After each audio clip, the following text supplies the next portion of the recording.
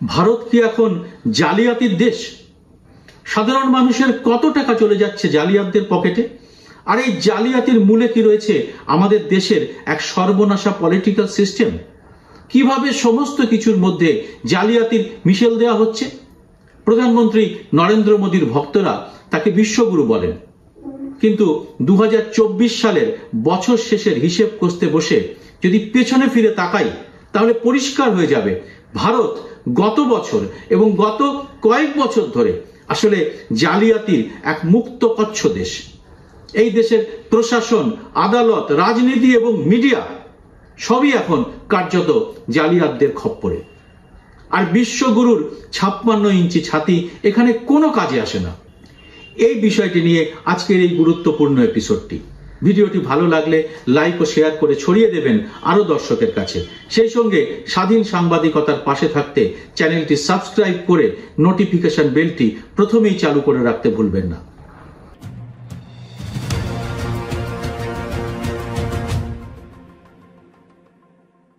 নমস্কার, সবাইকে স্বাগত। আমি সুব্রত বসু। গুজরাটের গান্ধীনগরের সাংসদকে আমাদের স্বরাষ্ট্রমন্ত্রী অমিত শাহ।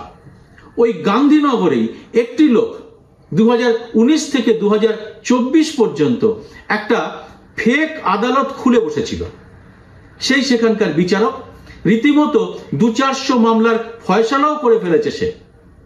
ভাবতে পাচ্ছেন, 5 বছর ধরে এত বড় একটা শহরে ফেক আদালত চলছে, শহরটি আবার দেশের স্বরাষ্ট্রমন্ত্রীর সংসদীয় এলাকায়। এই খবরের তথ্যসূত্র দ্য ওয়্যার। সেই সূত্রেই আরেকটা খবর ওই গুজরাটেরই, সেটাও চমকে দেওয়ার মতো। গত 12 বছর ধরে একটি হাইওয়েতে একটা ফেক টোল প্লাজা চলছিল। ওই টোল প্লাজা থেকে রীতিমতো 75 কোটি টাকা কামিয়ে নিয়েছে জামতারা গ্যাংয়ের মতো একটি গুজরাটি গ্যাং। ভাবা যায়, গত 12 বছর ধরে ওই হাইওয়ে দিয়ে কত গাড়ি যাতায়াত করেছে, কত পুলিশ, নেতা, মন্ত্রী, আমলার গাড়িও যাতায়াত করেছে। কেউ নাকি জানতেই পারেননি ওই টোল প্লাজাটি ফেক। ন্যাশনাল হাইওয়ে অথরিটির অফিসিয়াল যারা, তারাও নিশ্চয়ই ওই রাস্তা দিয়ে চলাচল করেছেন, তারাও জানতে পারেননি বা জেনেও মুখ খোলেননি। ওখানে রাস্তায় যে রিপেয়ারিং হয় সেটাও সরকারি টাকাতেই করা হয়েছে, তখনও বিষয়টি নজরে পড়েনি কারো। দ্য ওয়্যারের সূত্রে জানা যাচ্ছে আরো এরকম আরেকটি জালিয়াতির ঘটনা প্রায় 20 বছর ধরে চলেছে। গুজরাটের সুরাটে ফেক মেডিকেল ডিগ্রি বিলির ঘটনা এবছরেই ধরা পড়েছে। 70,000 টাকার বিনিময়ে ডাক্তারি ডিগ্রি দেওয়া হচ্ছিল এখানে, এবং এই ফেক কারবার চলছিল গত 20 বছর ধরে। হ্যাঁ, ঠিকই শুনেছেন, মানে সেই নরেন্দ্র মোদীর মুখ্যমন্ত্রিত্বের সময় থেকেই। এখান থেকে মোট 1500-র মতো ফেক ডাক্তার তৈরি হয়েছে টাকা দিয়ে। এই ডাক্তার বাবুরা আবার চেম্বার খুলে সুন্দর প্র্যাকটিসও করে যাচ্ছিলেন। এদের ডিগ্রি দিচ্ছিল যে সংস্থা, তার নাম board of electro homeopathic medicine Gujarat. মজাটা হচ্ছে, এই নামে কিন্তু কোনো আসল বোর্ড গুজরাটে নেই। এরকম কয়েকটি জালিয়াতির কথা উল্লেখ করলাম কেন? কারণ আমরা এরকম জালিয়াতি যে সবার চোখের সামনে হতে পারে তা আগে কখনো ভাবতেই পারতাম না। এরকম যদি প্রকাশ্যে চলতে পারে, তাহলে গোপনে কি ঘটছে ভাবলে রীতিমতো আতঙ্কের মধ্যে পড়তে হয়। কিন্তু যত ফেক কাণ্ড কি তাহলে গুজরাটেই? না, এখন সারা দেশেই চালু হয়ে গেছে গুজরাট মডেল। এবছর জুলাইয়ে টাইমস অফ ইন্ডিয়া রিপোর্ট বলছে, তামিলনাড়ু, মহারাষ্ট্র, দিল্লি, উত্তরপ্রদেশ এবং পশ্চিমবঙ্গ ব্যাংকিং সেক্টরে জালিয়াতির ক্ষেত্রে গুজরাটের সঙ্গে প্রায় একই আসনে বসতে পারে। এই জালিয়াতিগুলো ডেবিট এবং ক্রেডিট কার্ড সংক্রান্ত। ইন্টারনেট ব্যাংকিং সিস্টেমকে কাজে লাগিয়ে এই দুর্নীতি চক্র সাধারণ মানুষকে ক্রমাগত লুটে চলেছে। হয়তো আপনাদের অনেকেই এই চক্রের পাল্লায় পড়েছেন, অনেকে আবার এতে সর্বস্ব খুইয়েওছেন, কিন্তু সরকার এ ব্যাপারে আপনাকে কোনো সুরাহা দিতে এগিয়ে আসেনি। তাই এখন সাইবার ক্রাইমের মুক্তাঞ্চলে পরিণত হয়েছে দেশের বিভিন্ন রাজ্য। এইসব জালিয়াতির বিস্তৃত রিপোর্ট অবশ্য আপনারা কখনোই গদি মিডিয়ায় পাবেন না, কারণ দুর্নীতি ও জালিয়াতি যদি সিস্টেমের মধ্যে ঢুকে পড়ে, তাহলে তার রিপোর্ট আর পাবেন কি করে? আগে এই সমস্ত দুর্নীতির খবর, জালিয়াতির খবর আমরা মেইন স্ট্রিম মিডিয়ায় পেতাম। মিডিয়া অনেক সময় নিজেদের অন্তর্তদন্তেও এইসব নিয়ে প্রতিবেদন তৈরি করত। এতে একটা জনমত তৈরি হতো, সরকারের উপর চাপও বাড়ত, সরকার সতর্কও হতো। কিন্তু যে কর্পোরেটের মাথার উপরে দুর্নীতির পাহাড় প্রমাণ অভিযোগ, সেই কর্পোরেট যখন নিজেরাই সংবাদ সংস্থা ও নিউজ চ্যানেল খুলে বসে, তখন সেখানে বড় বড় জালিয়াতির খবর আপনি পাবেন কি করে? আপনার স্বার্থ দেখার জন্য তো এইসব সংবাদ মাধ্যমের মালিকরা বসে নেই।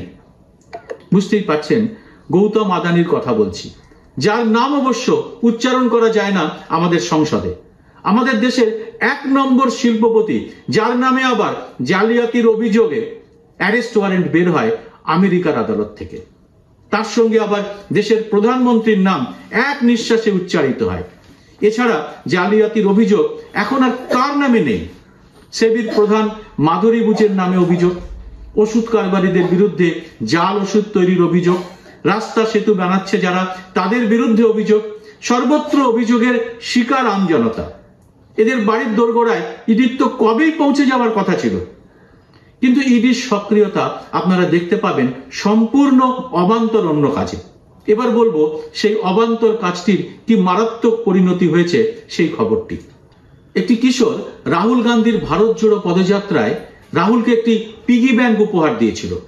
মধ্যপ্রদেশের ওই কিশোরটির বাবা মা কংগ্রেসের স্থানীয় স্তরের নেতা। অভিযোগ উঠেছে ইডির মানসিক নির্যাতনের কারণে তারা 2 দিন আগে নিজেরাই শেষ করে দিয়েছেন। অভিযোগ এই যে তাদের বারবার বলা হচ্ছিল বিজেপির ওয়াশিং মেশিনে ধোলাই হতে, রাহুলের বিরুদ্ধে বিবৃতি দিতে, তাহলেই 7 খুন মাফ হয়ে যেত। যদিও তারা কোনো অপরাধ বা জালিয়াতি করেননি। একটি ব্যাংক লোনের কথা অবশ্য তাদের নামে বলা হচ্ছে, কিন্তু ওই দম্পতির মৃত্যুর কারণ ওই ব্যাংক লোনও নয়, আসলে সিস্টেমের মধ্যেই ঢুকিয়ে দেওয়া হয়েছে জালিয়াতি। কি রকম? মহারাষ্ট্রের রাজনৈতিক পট পরিবর্তনের বড় ভূমিকা শারদ পাওয়ারের ভাইপো অজিত পাওয়ারের। মাত্র 2-3 বছর আগে অজিত পাওয়ারকে রাজ্যের সবচেয়ে দুর্নীতিগ্রস্ত নেতা বলে বক্তৃতা করতেন বিজেপির অমিত শাহ, নরেন্দ্র মোদীরা। অজিত পাওয়ারের বিরুদ্ধে ইডির তৎপরতা তখন চোখে পড়ার মতো হয়েছিল। কিন্তু 2014 সালের পরে আমাদের দেশে যে পলিটিক্যাল ওয়াশিং মেশিন আবিষ্কৃত হয়েছে, যার নাম Modi washing machine, ED CBI মোটামুটি ঘাট ধরে সেই ওয়াশিং মেশিনে যাকে নিয়ে আসে, কয়েকদিনের মধ্যেই তারা দল পরিবর্তন করে শুদ্ধ হয়ে যায়। আর ঠিক তাই হয়েছে মহারাষ্ট্রে। অজিত পাওয়ারের বিরুদ্ধে ইডির যে অভিযান চলছিল তা শেষ পর্যন্ত প্রমাণহীন বলে গত সপ্তাহে একেবারে বাতিল হয়ে গেছে। মহারাষ্ট্র সরকার তৈরি হতেই এই কাজ একেবারে বিদ্যুৎ গতিতে করা হয়েছে, আর তার বিরুদ্ধে ইডি সিবিআই এর কোনো মামলাও এখন আর নেই। ওয়াশিং মেশিন থেকে বেরিয়ে আসা অজিত পাওয়ার এখন ধোপদুরস্ত মহারাষ্ট্রের উপমুখ্যমন্ত্রী। মধ্যপ্রদেশের কংগ্রেস নেতা মনোজ পারমারের সস্ত্রীক মৃত্যুর পর সাংবাদিক রবিশ কুমার বলেছেন, ইডির ভয়ে লোকে দল বদলায়, কখনো বা দল ভেঙে দেয়। এখন ইডির ভয়ে মানুষের প্রাণও চলে যাচ্ছে। যে ইডির কাজ অর্থনৈতিক ক্ষেত্রে অপরাধের সুরাহা করা, সেই ইডি এখন প্রধানমন্ত্রী নরেন্দ্র মোদী এবং অমিত শাহ বা বিজেপির একটা প্রশাসনিক অস্ত্র। অতএব জালিয়াতির মূল শিকড়টা যে কোথায় তা বুঝতে কি আর কোনো অসুবিধা আছে? এবছরের শুরুতে রাম মন্দির প্রতিষ্ঠার মধ্যে দিয়ে বিজেপির ভোট অভিযান শুরু হয়েছিল, কিন্তু বছর শেষে বোঝা যাচ্ছে রাম কিংবা পুরাণ কাহিনীর কোনো ব্রহ্মাস্ত্র নয়, বিজেপি, আরএসএস এবং নরেন্দ্র মোদীর ব্রহ্মাস্ত্রের নাম ইডি এবং সিবিআই। কিন্তু গত 1 বছরে বা গত কয়েক বছরে যত আর্থিক দুর্নীতি ঘটেছে, নানা রকম ভাবে প্রযুক্তিকে কাজে লাগিয়ে মানুষকে ঠকিয়ে ব্যাংকিং সেক্টর বা শেয়ার বাজারে দুর্নীতি করে, তা ইডির র্যাডারে কিন্তু আসেনি। জালিয়াতির মুক্তাঞ্চল ভারতবর্ষে ইডি এখন শুধু বিরোধীদের টাইট দেওয়ার অস্ত্র, তাদের আর কোনো ক্ষমতা নেই।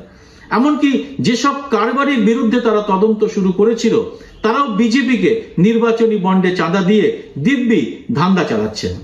চাঁদা দো, ধান্দা লো। তথাকথিত এক বিশ্বগুরুর দেশ যখন জালিয়াতির মুক্তাঞ্চলে পরিণত হয়, তখন যা হওয়ার ঠিক তাই হয়েছে।